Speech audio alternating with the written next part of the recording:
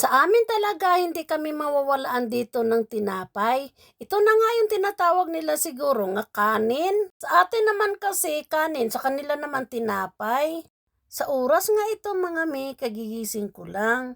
Nagdiretso ako kaagad dito sa kusina ko dahil may naalala pala ako nga may pinalabas ako nga isda galing sa ref at saka dalawang paa ng baboy. Kaya naman ang baboy na ito ay linaga ko habang nagaprito ako ng isda dahil ang isda ito nga yung aalmusal ko today. Kung nakikita nyo habang nagaprito ako ay kumukulo yung aking dalawang paang baboy.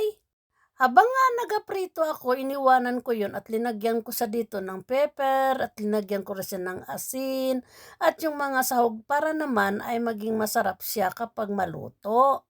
Balak ko kasi yan mga mi adobohin. Bak tayo sa akin nga linuto nga isda mga mi, parang mukha ang ano na yata ito, sunog. Pagkaluto ng isda ko mga karami, ito ay naghugas ako ng apple. Dahil itong apple na ito ay yung kasama natin sa pag-almusal sa isda. Pagkatapos nga mga mi, ito ay hiniwa ko siya.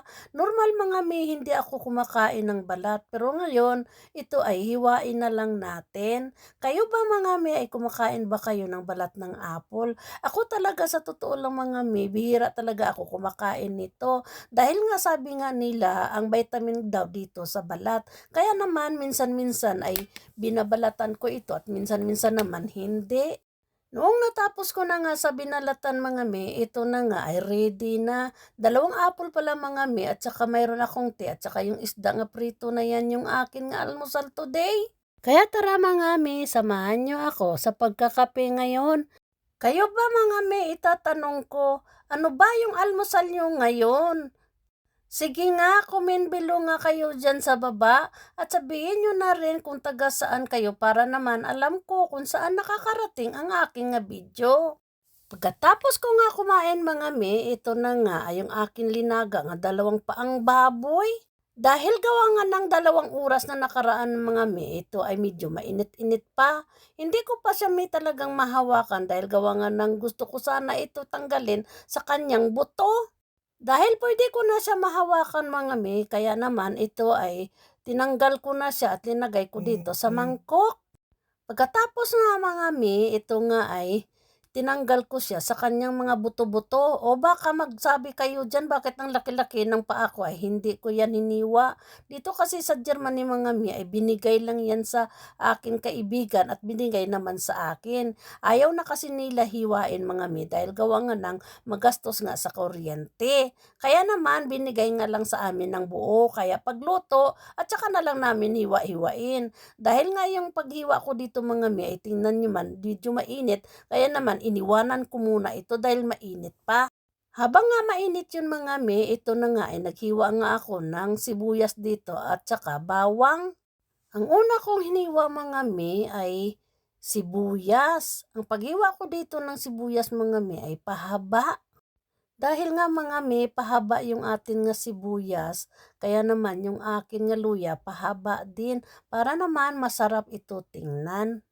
Kayo ba mga me, paano ba kayo maghiwa ng luya? Ganon din ba? Pagkatapos ko nang hiwa sa tatlong sahog natin mga me, ito na nga ay nagbabalat na ako dito ng baboy. Tinanggal ko na kasi yung laman sa buto mga me para naman ay hindi natin mai-adobo pati yung buto. Kayo rin ba mga me, pag mag-adobo, linalaga din ba at saka tinatanggal sa buto? Sa amin dito mga mi, nagkaiba linalaga muna ito at saka adobuhin. Noong natapos ko na nga mga mi, ay tingnan nyo na, marami na siya.